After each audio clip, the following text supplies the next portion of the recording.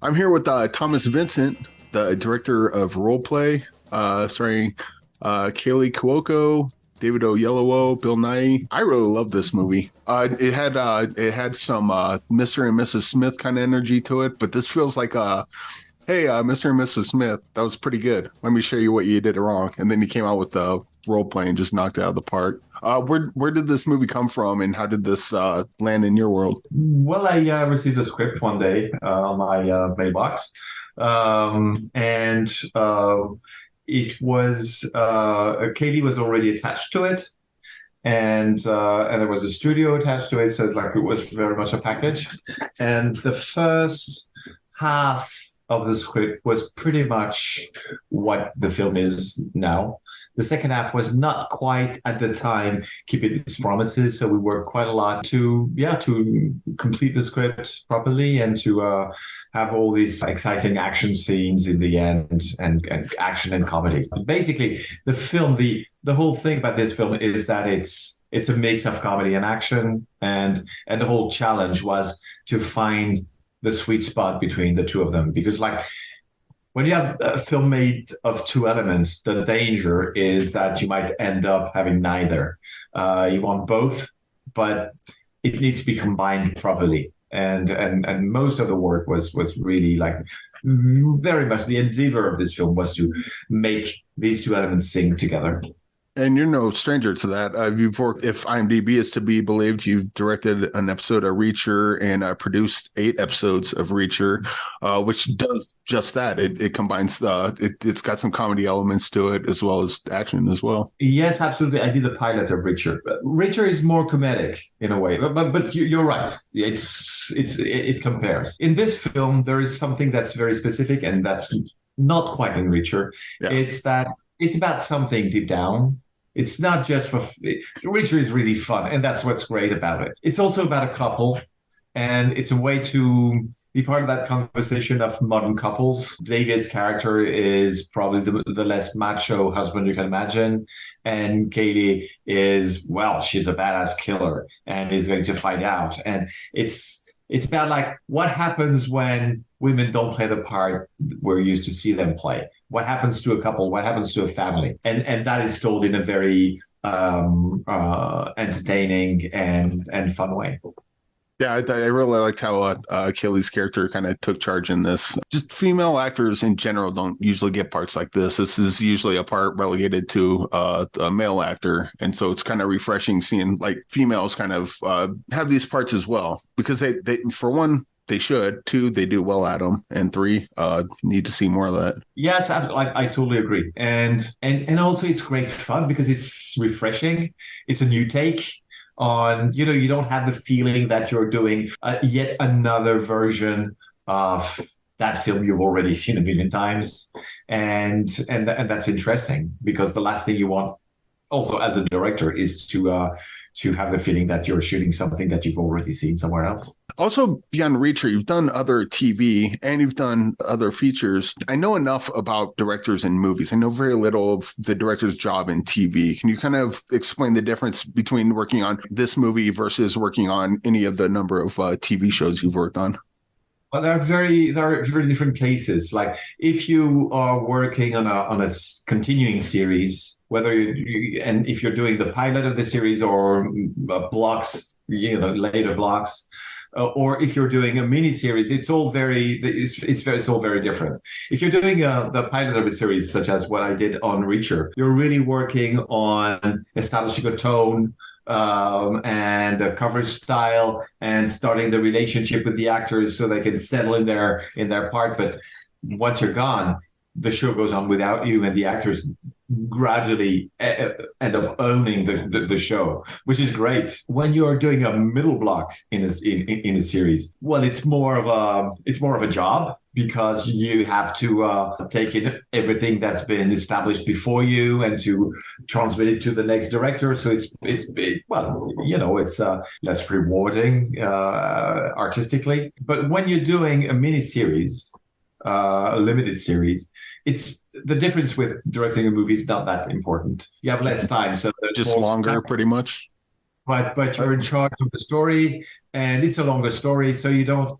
What's great with limited series is that when you write a film, like a feature film, you establish the characters, and at some point the plot becomes the main important aspect of the film. You don't, you, and you. You have to twist a little sometimes the character's arm in order to fit the plot. Yeah. And it becomes typically it's character, and then plot, plot, plot. That's how feature film work. When you do a limited series, you can make keep the characters alive and a predominant all the way through the story, which is great. That's why I love limited series. The thing is, it's still there is a lot of much more time pressure when you do a limited series. And what's great about films is that you have more time to work, and your work can be, as a director, can be much more precise in terms of coverage angles, shots, and at the time you have to work with the actors. Like there is much more precision when you do a feature film because you have time. When you talked about like doing the middle block, you said it's not as fulfilling, but still got to be kind of a fun challenge to you do your movie or you do the pilot, you kind of get to set the tone. You become the auteur, so to speak, but the middle block, you have to match other people's energies. That's got to be kind of a fun challenge just to see like, can I take my fingerprints off this and make it look seamless or am I just way off? It depends whose energy it is. No, there's always a bit of a competition thing because you always want to be the director who makes the best block. It's a bit childish, but that's where you get your pride. No, it is more frustrating because also you have less money because usually the director who did the pilot took all the money.